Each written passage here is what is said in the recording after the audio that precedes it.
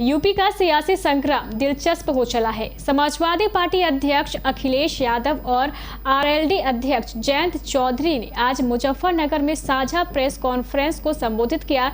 ये press conference ऐसे समय में हुई है जब बीजेपी ने जयंत चौधरी को साथ आने का न्योता दिया है और आरएलडी अध्यक्ष इस ऑफर को ठुकरा चुके हैं। पीसी में अखिलेश ने बीजेपी पर जमकर हमला बोला।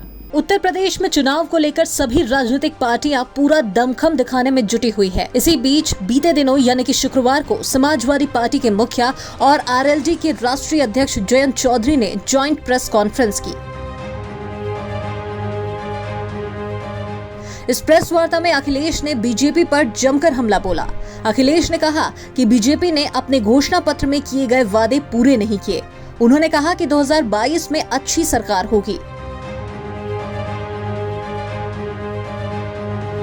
प्रेस वार्ता में अखिलेश ने यहां चौधरी चरण सिंह के किसानों को लेकर उज्जवल सपने की बात करते हुए कहा कि बीजेपी सरकार ने चौधरी साहब के सपने को तोड़ा है। समाजवादी पार्टी ने बहुत सोच समझ करके और जो एक्सपर्ट हैं, जो जानकार हैं, उनसे राय मशवरा कर करके ये फैसला लिया है कि घरेलू बिजली और आम लोगों के लिए 300 यूनिट फ्री बिजली समाजवादी सरकार और आरएलडी के गठबंधन की सरकार बनने के बाद फैसला लेगी। और मैं इसलिए कह रहा हूं कि आप सब लोग जानते होंगे, 4.5 साल से मुख्यमंत्री जी के आपने स्टेटमेंट सुने होंगे, लेकिन मुख्यमंत्री जी ने कभी भी बिजली के कारखाने का नाम नहीं लिया होगा। भारतीय जनता पार्टी की सरकार में अगर वो कारखाने बन गए होते तो आज उत्तर प्रदेश में इतने महंगे बिजली के बिल नहीं देने पड़ते। इसलिए सिंचाई माफ और 300 यूनिट माफ होगी, फ्री मिलेगी, बिल नहीं आएगा। और इसलिए कर सकते हैं क्योंकि जो सरकार को बिजली मिलती है वो सस्ती है। मैं याद दिलाना चाहता हूं केवल एक बिजली के कारखाने का जो नेताजी के समय पर उत्तराखंड में श्रीनगर में लगा था, आज भी उसकी बिजली सबसे सस्ती है। जो एनटीपीसी से पुरानी बिजली उत्तर प्रदेश को मिलती है वो भी बहुत सस्ती है। लेकिन भारतीय जनता पार्टी की 2 बार सरकार बन गई, उसके बावजूद भी बिजली का कोटा उत्तर प्रदेश का नहीं बढ़ाया। और जैसे ही समाजवादी पार्टी ने तय किया कि 300 यूनिट फ्री मिलेगी, भारतीय जनता पार्टी ने कहा हम भी बिल आधा करेंगे।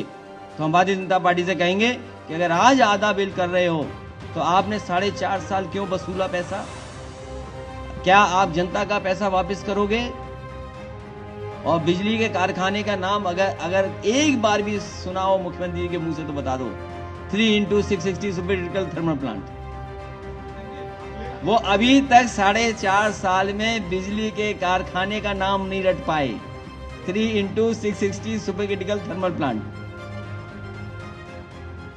अखिलेश ने इस दौरान किसानों के मुद्दों पर भी अपनी बात रखी।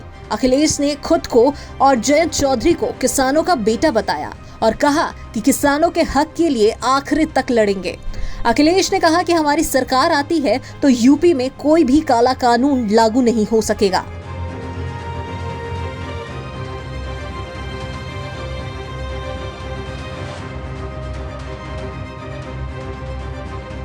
वहीं एमएसपी पर सरकारी खरीद का भी इंतजाम होगा। 300 यूनिट बिजली फ्री देंगे। सिंचाई के लिए बिजली माफ होगी। किसानों के लिए एमएसपी पर खरीद के लिए इंतजाम किए जाएंगे और किसानों को गन्ने के भुगतान के लिए 15 दिन से ज्यादा का इंतजार नहीं करना पड़ेगा।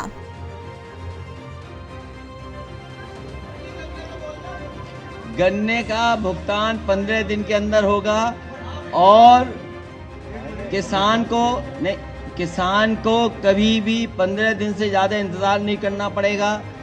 कई बार पार्टियों ने ये वादे किए हैं, लेकिन समाजवादी पार्टी ने, अगर आपको याद होगा, जिस समय कारखानों को संकट से गुजरना पड़ रहा था, उस समय पहली बार 2000 करोड़ बजट से पैसा देकर के किसानों का भुगतान कराया था। इसीलिए मैंने कहा कि फार्मर्स कॉर्पस फंड अगर बनाना पड़ेगा तो बजट से फार्मर्स के लिए कॉर्पस फंड बनाया जाएगा, जिससे किसान को इंतजार न करना पड़े, किसान को चीनी मिल के सामने धरना न देना पड़े।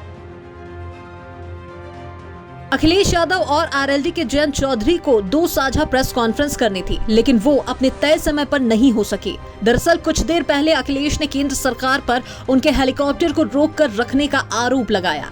बता दें कि उत्तर प्रदेश में अखिलेश यादव की समाजवादी पार्टी जयंत चौधरी की राष्ट्रीय लोकदल के साथ मिलकर चुनावी मैदान पर है। इस गठबंधन में सुहेल देव भारतीय समाज पार्टी, एनसीपी और टीएमसी समेत कई दल शामिल हैं। Bureau report, KBC news.